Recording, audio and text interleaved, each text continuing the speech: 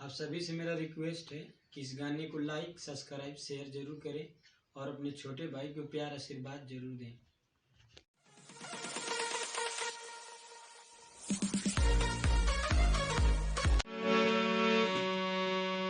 दिल में लहर उठैलू, आ जिंदगी जहर बनैलू। दिल में लहर उठैलू, आ जिंदगी जहर बनैलू। जियते तू मुइलू हो, आ तू सनम बेवफा हो गईलू हो। तू सनम बेवफा हो गईलू हो। अखिया में लोरवा सजैलू, मनवा से चैन उड़ैलू।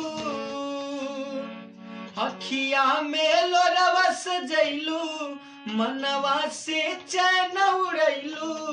हमरा के कुहू कैलू हो, तू सनम बेवफा हो गईलू हो। तू सनम बेवफा हो गईलू हो। प्यार के सुनर सपना सजा के साथ निभाना पैलू। 7 जन्म के वादा कई के अपन हाथ छोड़लू।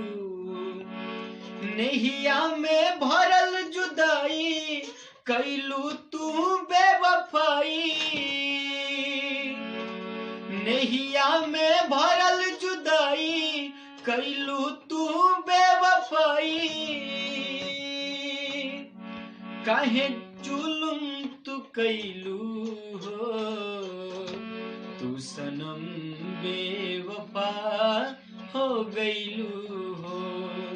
तू सनम बेवफा हो गईलू हो। ना रहे प्यार निभावे के त काहे लड़ैलू नजरिया।